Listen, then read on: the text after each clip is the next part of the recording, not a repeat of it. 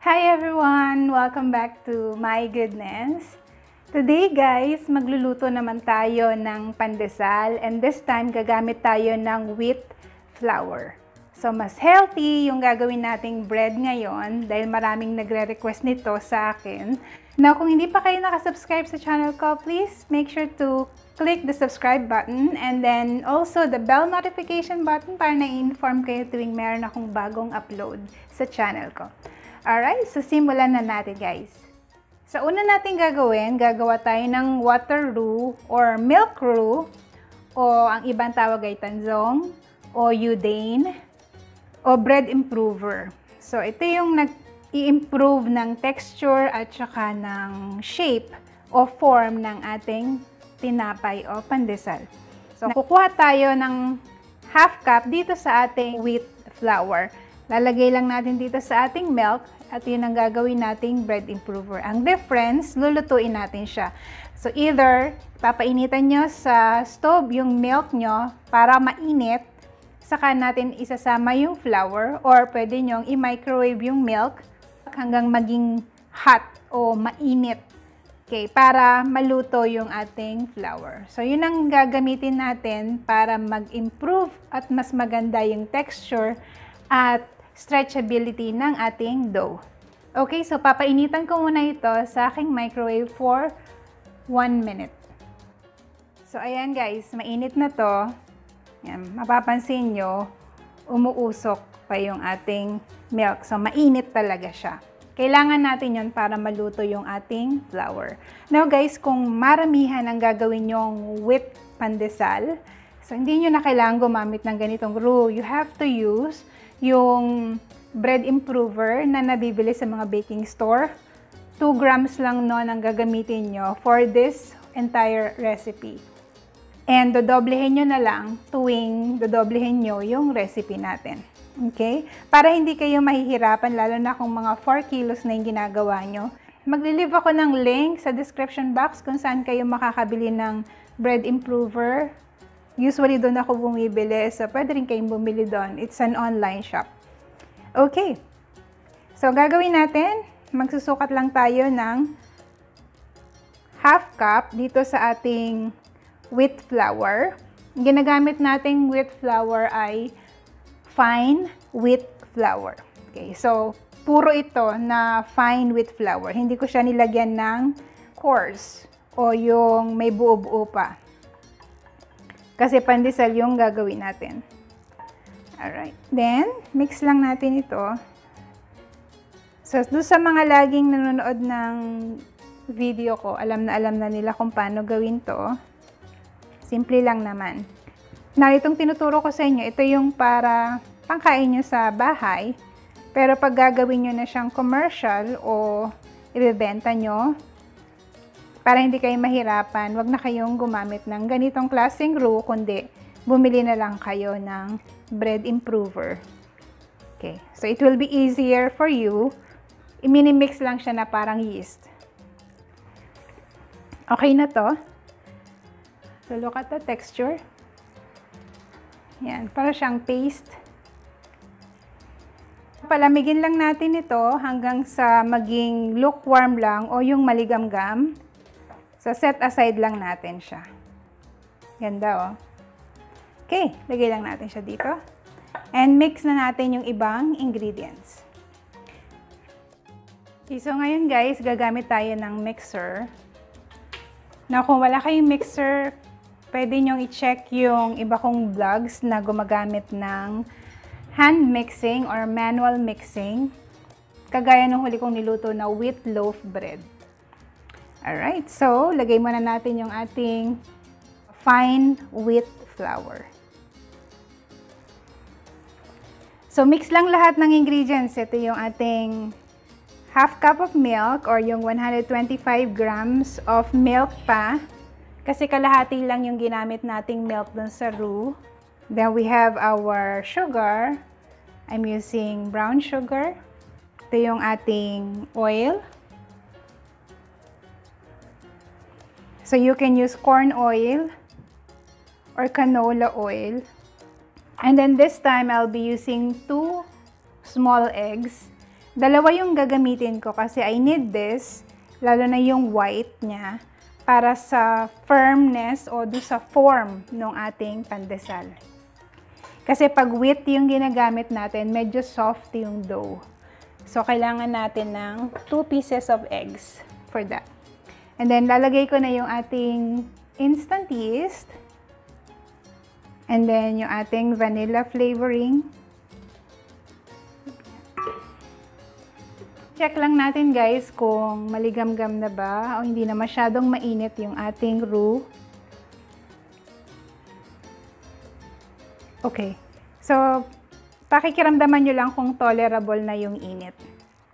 Pag tolerable na, pwede nyo nang i-mix.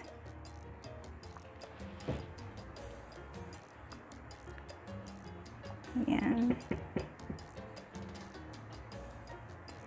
Mag-ingat lang kayo pag hinahalo nyo yung roux nyo kasi minsan yung iba, hindi nila alam na masyado pang mainit. So, pag napadikit yan sa yeast, pwede niyang mapatay yung yeast. So, ang kaya lang i-tolerate ng yeast natin ay 110 degrees Fahrenheit up to 130 degrees Fahrenheit. I still have my iodized salt here. Hindi ko pa siya hinalo agad. Imimix ko muna ito ng sandali. Hanggang mag-form lang.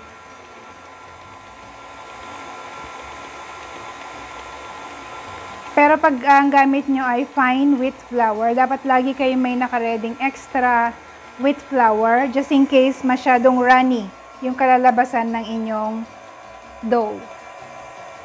Pwede kayong magdagdag.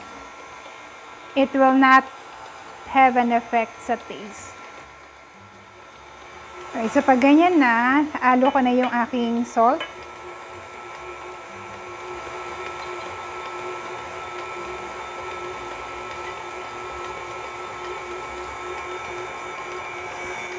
So, hintayin lang natin mag-mix thoroughly yung ating dough. At saka tayo mag-start counting para sa ating kneading time ng 7 minutes. And check na natin. Ayan. So, nag-stick na yung ating dough. Okay. So, medyo stretchable. Okay na yan. Ayan.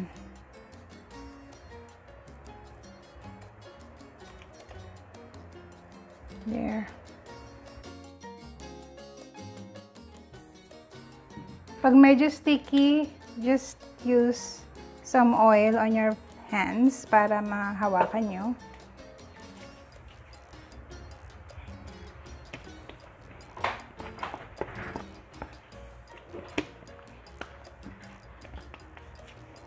Yan. So, I think okay na tong dough natin.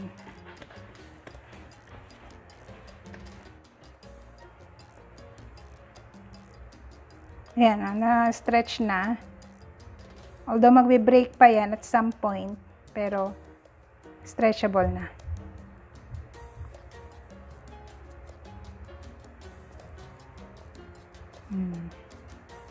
Okay, so pwede na tayo magpaalsa. Ang next natin gagawin yung tinatawag na first proofing o fermentation. So, isa to sa nakakatulong para maging masarap yung ating tinapay. Gagamitin ko ulit yung ating mixing bowl. Lagyan ko ng konting oil para hindi dumikit sa kanya yung dough. So, lagyan nyo lang konti para hindi mahirapang umalsa yung ating bread. Alright. Just add some on top of the dough. Yan. Para hindi magkaroon ng elephant skin yung ibabaw. Pag nagkaroon ng elephant skin yan o tumigas yung ibabaw, hirap siyang umalsa. So, makikita nyo. So, ganyan kalaki yung ating dough. Liit pa. Kailangan natin tong paalsahin na maging double ang size niya. Tatakpan ko lang. And then, lalagay ko sa loob ng microwave ko kasi mas mainit doon para mas madaling umalsa. And we'll let this rise for 1 hour to 1.5 hours. Alright, so guys, ito na yung ating dough after 1.5 hours of proofing. Yan, kita nyo, ang laki na. Diba? Okay. Wow, so nice. Next na gagawin natin, punch natin. Malakas para lumabas yung mga air. Walang matrap na mga air dyan para yung pandesal natin walang butas. Alright, so i-check ko lang yung weight ng ating dough, kung ilan.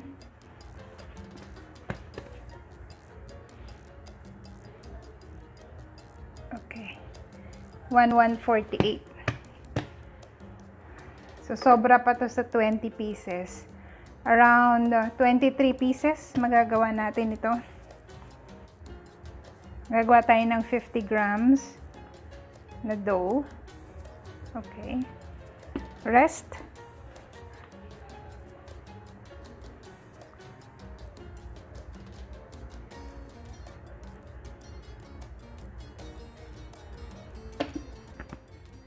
Okay. So we were able to come up with 23 pieces of dough.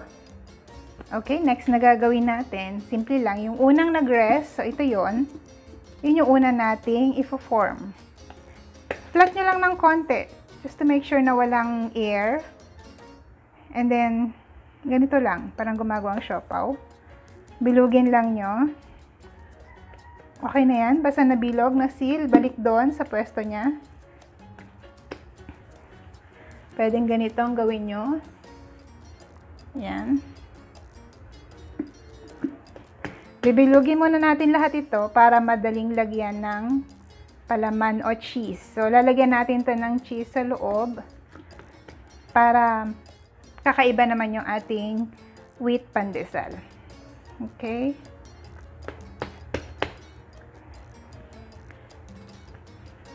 So, bilugin nyo lang. Nakaganyan yung kamay. So, hindi naman yan madikit. Okay. Kasi iba nahihirapang gawin ito, yung pa-circle na ganyan. So, bilugin nyo lang sa ilalim pa ganyan.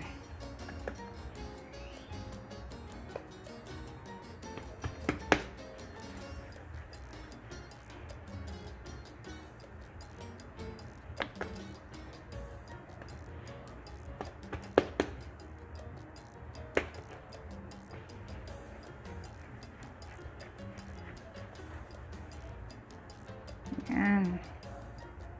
Okay. Last one. So, ayan, nabilog na natin lahat. And next na gagawin natin, lalagyan natin ng cheese.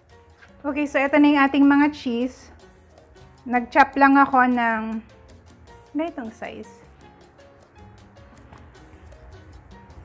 Okay, and then yung una nating pinag-rest, flat nyo lang ng konti. Papalaman nyo sa loob. And then, twist and seal yung ilalim.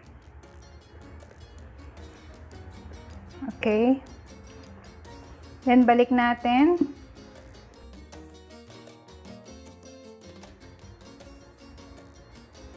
Yan. Mas madali kapag nabilog nyo na yung dough. Madaling mag-seal, hindi nyo na siya kailangan bilugin ulit na gano'n. Kasi pag inikot-ikot nyo pa siya, yung cheese niya, kung saan mapupunta, minsan lumalabas. So, that's the safest na gawin nyo pag may ilalagay kayong palaman, bibilugin nyo muna. Para mas mabilis at mas madali para sa inyo. Ayan. So, pag na-seal, okay na, bilog pa rin yung ibabaw. Okay.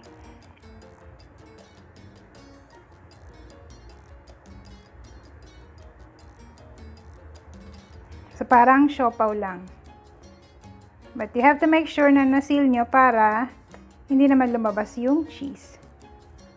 Okay. So, if you notice, dito ko muna nilalagay lahat ng dough. Hindi ko muna nilalagay dun sa ating baking sheet para sabay-sabay siyang umalsa pag nilipat natin sa baking sheet. Okay. Kasi right here, umaalsa na siya eh. Ang kagandahan nun, gagalawin mo siya ulit. So, babagsak ulit yung pag-alsa niya. Back to 0. Ang mangyayari kasi niyan, may mga pandesal kayong mas malalaki. May pandesal kayong mas maliliit. Okay. Wow, very nice. Kasi umaalsa na yan. Next na gagawin natin ay yung breadcrumbs. Kuha lang tayo. Hindi naman kailangan masyadong madami to.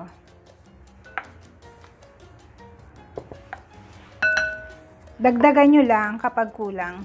Okay, so ang gagawin natin, itong una, nating finorm. So, sticky naman na ang ating dough. Pwede nyo nang idiretso. Yan. Didikit na yung breadcrumbs. Pagkablagay ng breadcrumbs, lalagay natin sa ating baking pan or baking sheet na nilagyan ko ng parchment paper. Yung ilalim nilagyan ko ng oil para dumikit yung parchment paper. Pero sa ibabaw, wala ng oil. Then, lagay natin dyan. Next, lagyan lang natin ng breadcrumbs.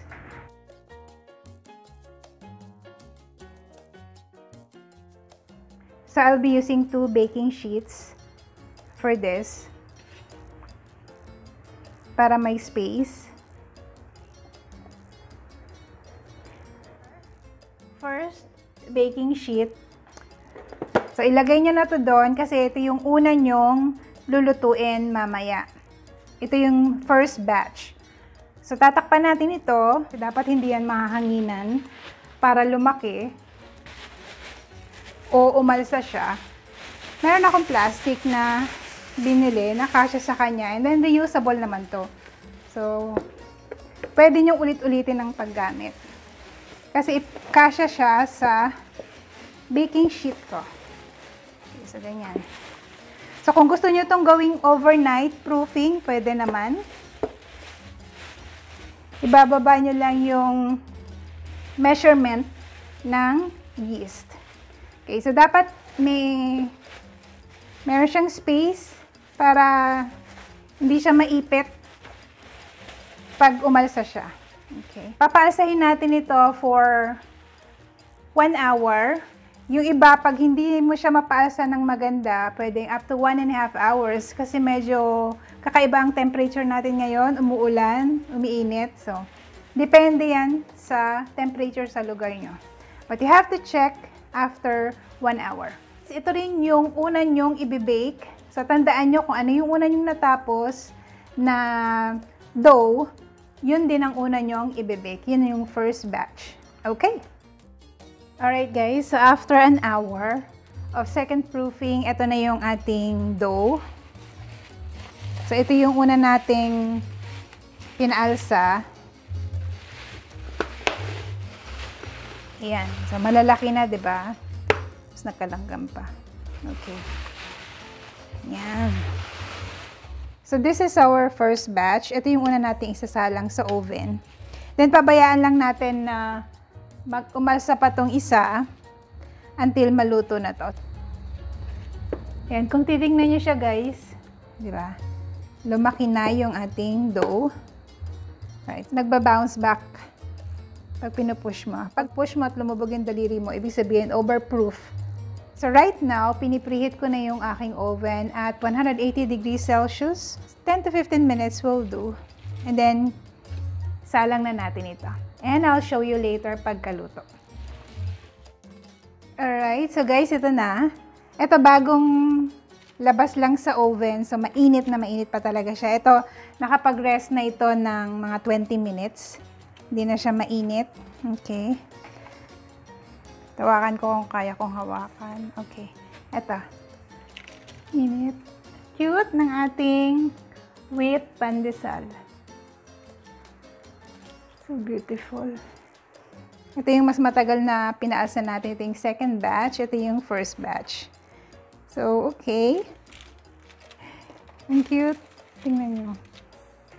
Super lambot niyan. Ayan yung ilalim. So, ang palatandaan nyo guys, bago nyo i-pull out sa oven, dapat crisp na yung ibabaw. I bake this for 18 to 20 minutes. So, pwedeng 20 minutes, pwedeng 18 minutes. Pag 18 minutes, ganito yung itsura. Pag 20 minutes, medyo magda-dark ng konti. Yan. Pero hindi naman sunog yung ilalim. So, yung pandesal talaga, masarap na kinakain pagka-bake pa lang. Or, kung na-bake nyo na ito kagabi, and then sa umaga nyo kakainin, initin nyo lang sa oven toaster, parang freshly baked na siya ulit. Guys, tikman na natin yung ating wheat pandesal. Let's check. Yun o.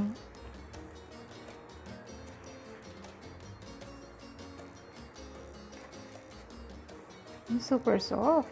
Ang ganda ng pagkakalsa niya. Ito kahit nagpahinga na siya ng kalahating oras, hindi siya nag-shrink. Ayan. Ayan. Wow, ang ganda ng ating wheat bread.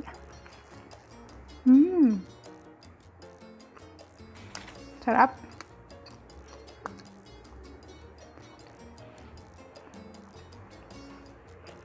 Try nyo na guys. Sarap. Healthy pandesal. Tingnan nyo. Ang ganda nung ano niya. Texture.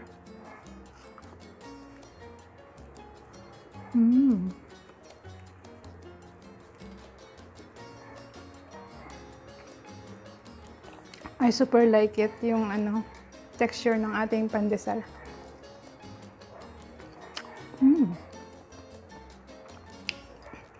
Sarap. Try nyo na guys. Bake nyo na. Now, if you wanted to do this para overnight proofing, you have to refer to my ubi cheese pandesal kung paano yung procedure kapag overnight ang processing, kasi ibang procedure noon at iba rin ang measurement ng yeast. And then, yeast lang naman ang babaguhin nyo sa measurement. Then, gamitin nyo na yung mga sangkap na binigay ko for this. Gawa na kayo sa mga bahay nyo. Magandang business to, magandang pagkakitaan.